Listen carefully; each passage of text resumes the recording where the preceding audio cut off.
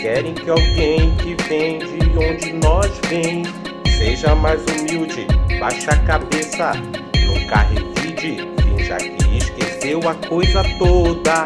Eu quero é que ele se... Olá, turma linda! Tudo bem com vocês? Legal? Com esse sonzão aí do Emicida e uma naipe de primeira do hip hop, cantando essa música que é Mandume. Depois eu vou dizer o que é, e tem lá na descrição do vídeo, tem o link também para vocês conhecerem essa obra. Eu faço essa saudação. Voltamos aqui com mais um vídeo do Sociologia para você, o canal do professor Tony Vilhena e a sua aula de Sociologia nesses tempos de pandemia. Essa música aí saúda também a resistência dos povos oprimidos frente aos seus opressores. Essa resistência que nesta semana, nestes dias que passaram, essa resistência ganhou pelo menos dois rostos aí na grande mídia, nas redes sociais, né? E por coincidência, dois rostos de dois jovens negros, motoboys e chamados de Mateus. O primeiro aconteceu no dia 31 de julho. O jovem Mateus Pires, o entregador que foi fazer seu trabalho no condomínio dos Bacana, lá de uma cidade chamada Valinhos, em São Paulo. E o Mateus, trabalhando, foi humilhado por um jovem, né, deste condomínio, que humilhou, desprezou o trabalho do Mateus, fez uma cena covarde, violenta, racista, e quando chegou na delegacia, deu uma de se passar: eu sou esquizofrênico, mas para ser racista, ele não era esquizofrênico não, né? Outro caso, no dia 6 de agosto, outro Mateus, mas agora na cidade do Rio de Janeiro, o Mateus Fernandes, ele foi agredido por policiais à paisana, seguranças do shopping da Ilha do Governador, no momento que queria apenas trocar o presente, que era um relógio que ele comprou para dar no Dia dos Pais. Mas ele carrega com ele algo que é ameaçador para essa mentalidade da sociedade, para a mentalidade policial. Ele carrega com ele a pele preta. E isso tornou ele uma ameaça, uma suspeita, né? Então, saudamos também tanto o Mateus Pires quanto o Mateus Fernandes, que poderia ser também um jovem da nossa escola, do nosso bairro, da nossa família. Bem, raça possui pelo menos duas interpretações. Para a biologia, hoje a biologia moderna, todos e todas nós somos de uma raça, a raça humana. Somos da mesma espécie, Homo sapiens, e da mesma subespécie, Homo sapiens sapiens. Mas para a sociologia, o conceito de raça pode ser analisado de forma política, de pertencimento, de identificação, tá?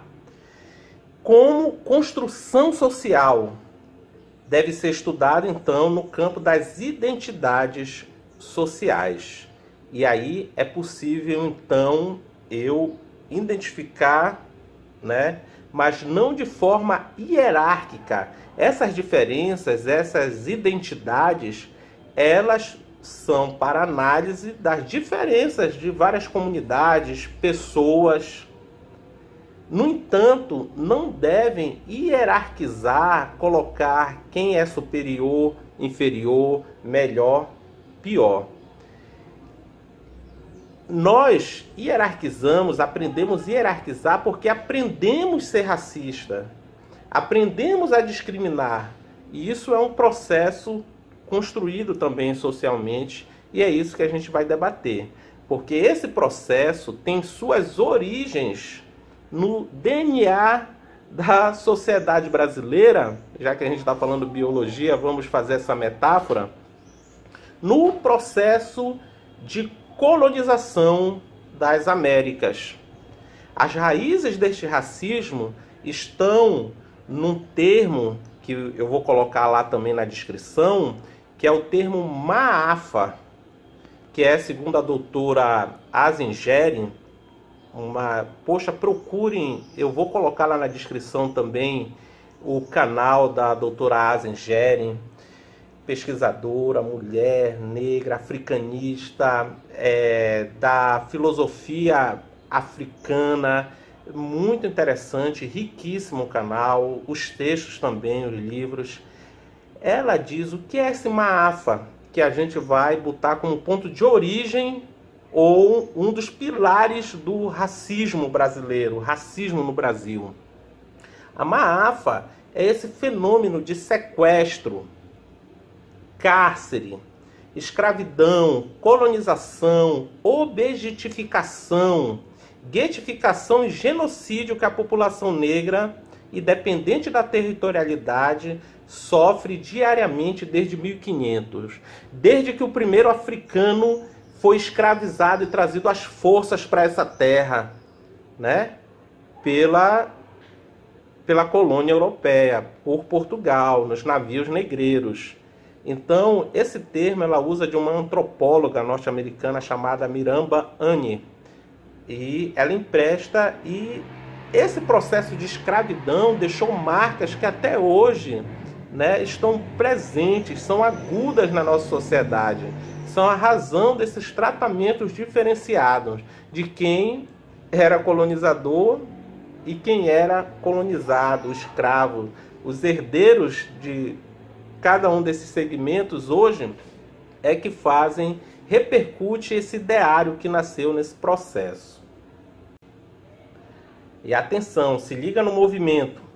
A Maafa, esse processo europeu colonizador, encontrou amparo na teologia das igrejas cristãs. Sobretudo, a gente está falando aqui na colonização brasileira da Igreja Católica Apostólica Romana, que para justificar a escravidão e todas as formas de violência, criou teorias de maldição do continente africano, que esse continente seria amaldiçoado por Deus. É interessante que recentemente um deputado federal, um asqueroso chamado Marco Feliciano, ele trouxe isso em público e depois teve que pedir perdão naquele estilo racista de ser, né? Comete racismo e depois vem pedindo desculpa, dizendo que foi apenas um mal entendido. Não foi mal entendido. Isso é construído ao longo de anos. Está na mentalidade. Isso é ensinado nas igrejas, é ensinado nas escolas. A própria negação das populações negras de saberem da sua própria história, dos seus heróis e heroínas, isso é uma forma de confirmar a Maafa. Mas o que eu quero destacar é que se hoje a biologia considera que tudo é raça humana, no século XVIII, o botânico Carlos Linneu criou o sistema dos seres vivos, o sistema de classificação dos seres vivos, né? O que é que o Linneu ele organizou, né, os seres vivos? E é lá que ele inventa, a partir de dados observados e misturados com seus próprios preconceitos, com a sua moralidade de homem branco, cristão, europeu, ele classifica a humanidade da seguinte forma, preste atenção, vamos lá. Os vermelhos, que são os indígenas, como são as características da cor e as características de personalidade? Raivosos e governados pelo hábito. Os amarelos, que são os asiáticos, são melancólicos e governados pela opinião. Os negros, africanos, preguiçosos, governados pela vontade. E os brancos, europeus, assim, né? Um europeu falando de si mesmo. E nós brancos, branquelos europeus, claro. inventivo, inteligente e governado pela lei. Estranho isso, assim é ficar fácil, né? Os meus são bem conceituados, os demais todos estão abaixo de. Outra contribuição científica para o racismo foi a teoria do médico italiano Cesare Lombroso. Esse médico ele pesquisou pessoas, né, e fez centenas de autópsias, pesquisou pessoas encarceradas na Europa e descobriu algumas características comuns entre elas. Pronto. Foi o pulo para ele chegar à seguinte conclusão: o criminoso é uma condição inata de alguns povos, de alguns segmentos da sociedade. Eras, vocês não acham que... Preste atenção, vamos hoje visitar uma cadeia, o sistema carcerário brasileiro, onde 70% dos encarcerados são negros. E aí chegar à conclusão que, então, se 70% das pessoas encarceradas são negras, é porque o negro tem mais propensão ao crime. Foi isso que o Cesare Lombroso chegou e ainda hoje isso repercute. Eu até acredito, eu acho que as polícias aí andam com o livreto do Cesare Lombroso no seu porta-luva da viatura. Porque agora vocês imaginam então o perfil de quem são essas pessoas mais encarceradas, como eu acabei de dizer, como vai ao encontro do que ele já queria afirmar. Isso é um equívoco, mas a ciência abraçou isso, essa teoria científica equivocada, racista, para não dizer outros adjetivos que dá vontade de dizer para essa teoria, como se fosse uma verdade pura, absoluta, inquestionável. Então, segregou, discriminou, marginalizou, excluiu e perseguiu todos aqueles que tinham as características que eles designaram como características de criminosos. E ainda hoje, isso está valendo na mentalidade da sociedade, está valendo na mentalidade das forças policiais. No Brasil, vários médicos, cientistas e estudiosos seguiram essa ideia do Lombroso. Inclusive, teve gente que propôs, né, já que agora sabiam quem seriam essas pessoas perigosas, essas pessoas que tinham propensão ao crime, que poderiam até logo ser eliminadas antes de se cometer crime. Quando a polícia entra na favela, na comunidade, na ocupação, na periferia atirando, o espírito que funciona na mentalidade da instituição policial é esse. Olha, vamos matar, vamos eliminar antes que crie um problema lá na frente. O médico Nina Rodrigues, um médico intelectual brasileiro, ele lançou no final do século XIX uma obra chamada Mestiçagem, Degenerescência e Crime, que define o negro como marginal. E olha o que ele fala na obra. Eu vou citar aqui o que ele fala na obra e a citação vai estar lá também na descrição. Ninguém pode duvidar tampouco que, anatomicamente, o negro esteja menos adiantado em evolução do que o branco. Os negros africanos são os que são, nem melhores nem piores que os brancos. Simplesmente eles pertencem a uma outra fase do desenvolvimento intelectual e moral, ou seja, eles estavam abaixo da humanidade, citava lá na sua obra o Nina Rodrigues. Esse racismo, que é científico, tem base nas ciências, vai contribuir para que surjam políticas de embranquecimento da população brasileira. E vamos lembrar, nesse período, tudo foi criminalizado que era de produção negra. A capoeira era crime, o carnaval era crime, praticar religiões de matriz africanas também era um ato criminoso. O carimbó aqui, hoje, no estado do Pará, é símbolo do estado, mas o carimbó já foi crime no estado do Pará também, né? Para vocês verem o nível de perseguição às produções culturais negras, né? Às vivências negras. Oliveira Viana, que foi um jurista, sociólogo, membro da Academia Brasileira de Letras, olha que grande intelectual, né? Para vocês verem a contribuição da intelectualidade brasileira para esse crime do racismo, ele chegou a apoiar de forma pública a arianização progressiva da sociedade. Vocês já ouviram falar dos povos arianos, da causa ariana? É lembrar de Hitler. Arianização, embranquecimento. Ou seja, a civilização brasileira teria que aos poucos embranquecer. E para ele já tinha uma grande vantagem disso acontecer. Aí, lembramos aí que o Brasil investiu pesado para trazer, né, os migrantes europeus, sobretudo no período de guerras.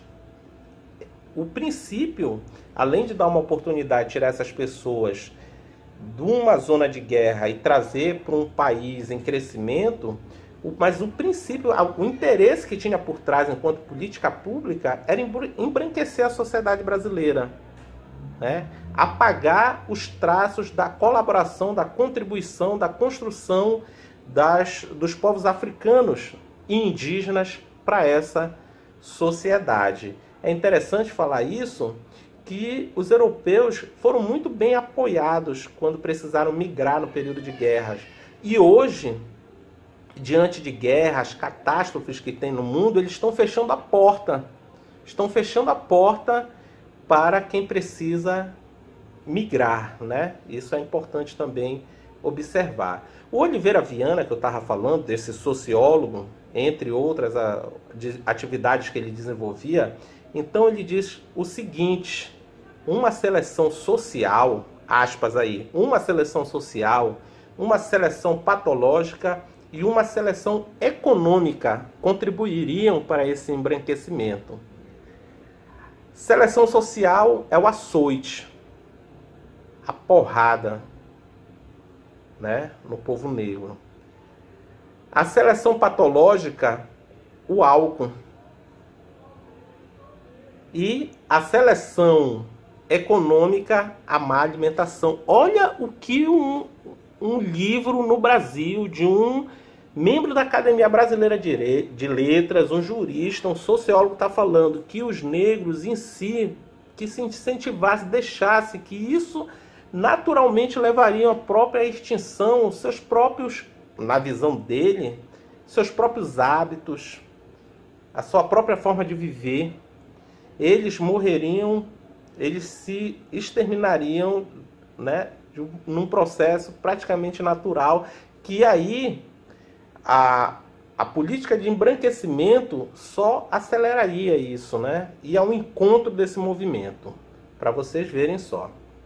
Essas posturas racistas, além das ciências, pautaram circularmente a política e o funcionamento de todas as instituições sociais brasileiras.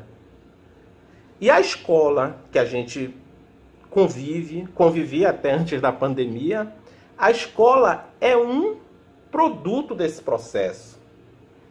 A escola é um espaço de confirmação desses pensamentos.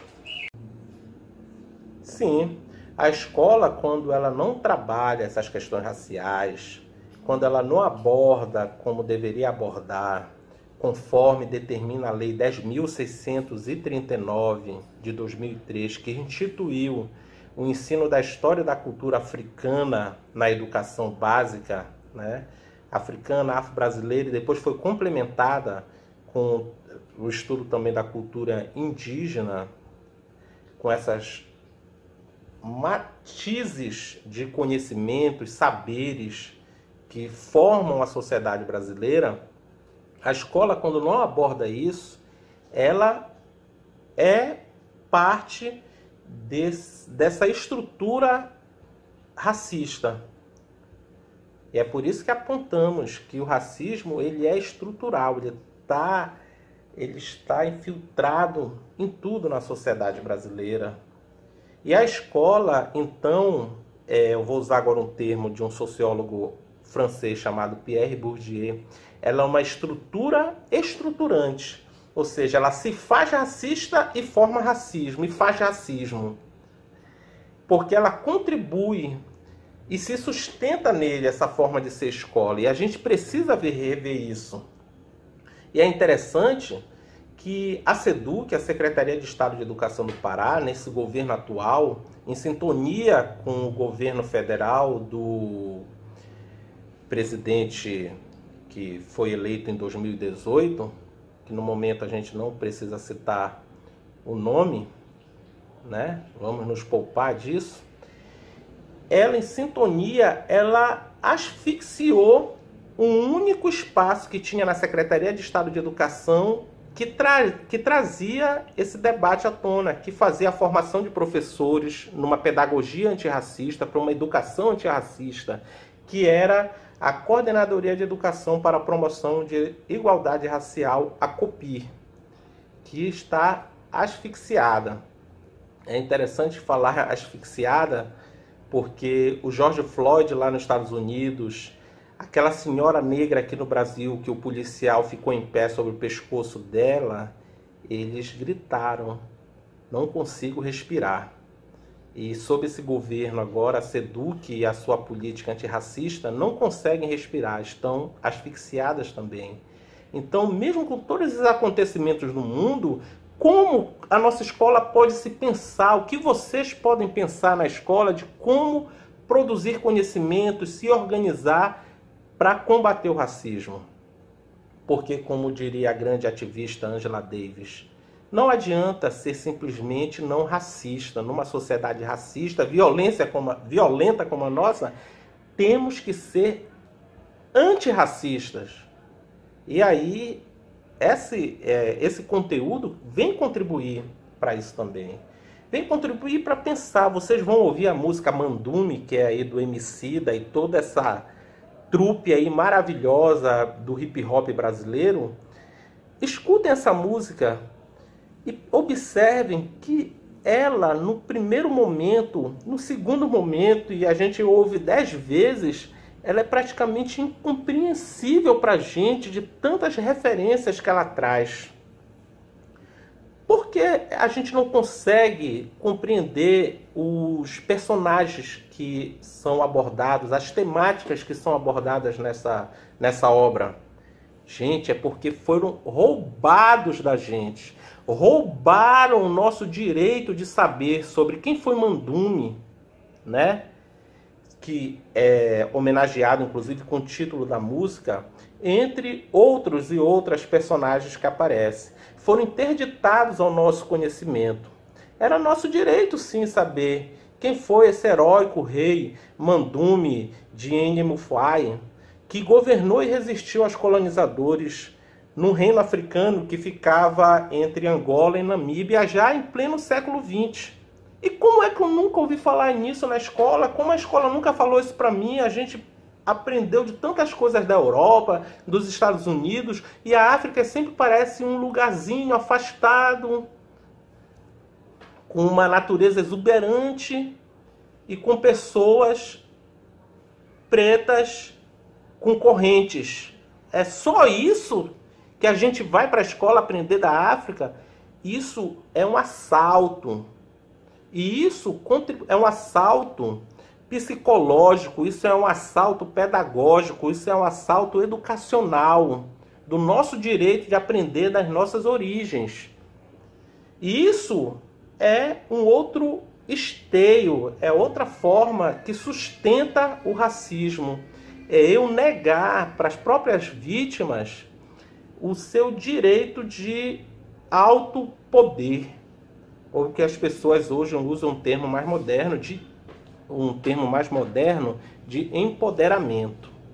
Então, quantos menos pretas e pretas sabem da sua história, das suas origens e da contribuição dos seus antepassados para a cultura mundial, mais haverá tiro de polícia nas costas dos jovens. Quanto menos pretos e pretas souberem da sua história, dos seus antepassados, mais mulheres negras serão excluídas, perseguidas, violentadas. Quanto menos os pretos e pretas, a população negra, se empoderar, conhecer a sua própria história, mais terreiros serão depredados pela violência, pelo racismo religioso. E quanto menos pretos e pretas souberem dos seus antepassados, da sua história, das suas raízes e verem isso de forma positiva, mais brancos nojentos apontarão para a própria pele dizendo: vocês têm inveja disso, como fez o riquinho lá de São Paulo, querendo humilhar o Matheus Motoboy, que num gesto lindo resistiu, estufou o peito e se empoderou e mostrou seu valor. Eu precisarei de outro vídeo ainda, e penso fazer isso em breve, para falar da música do Emicida. Aliás, quando eu ouço essa música Mandume, mais uma vez, olha, tarefa. Vão lá, deem um like e ouçam essa música e depois me contem o que vocês sentiram ao ouvir essa música Mandume. Eu precisarei de outro vídeo para falar dos vários elementos. Essa música vai nos acompanhar nesse bimestre, viu? Ela é uma obra. Ela é como se fosse um livro. É para você botar embaixo do braço e andar com ela. No caso, né, no ouvido, na cabeça, com som, com fone, bota numa caixa de som. Quando chegar no domingo em casa, vai ouvir um sonzinho alto, né? Tem uma galerinha para ouvir uma música. Diz aí, galera, ouça, quem ainda não ouviu, ouça esse som aqui. E troca uma ideia. Assim você já está contribuindo contra o racismo. É uma atitude antirracista conhecer uma obra como essa. Eu ouvi já algumas vezes, confesso, olha, eu teria que voltar para minha educação infantil, numa escola que não é essa que nos estamos oferecendo hoje, mas numa outra escola reconstruída, para poder aprender tudo de novo e conseguir entender, interpretar parte dessa música que é riquíssima, que é a música Mandume. Ouçam 1000 vezes esse som, digam depois o que vocês entenderam. Vamos pesquisar sobre os temas que essa música traz. Essa música vai andar com a gente no bimestre. Tá ok? Fechado? Vamos ouvir esse sonzão? Lá embaixo na descrição tem um link. Então, galera, é isso. Valeu por acompanhar aqui a nossa aula. Dê uma moral aí no like. Fogo no racista. Axé, até a próxima aula e vamos lá. Eu queria saber cantar. Se eu cantasse com o Emicida, né, ficaria melhor, né, a aula. Mas não sei, vamos levando dessa forma mesmo, viu? Resistência e, como eu sempre digo aqui no canal Sociologia para você, estude, não reprove, faça do seu canudo um coquetel Molotov.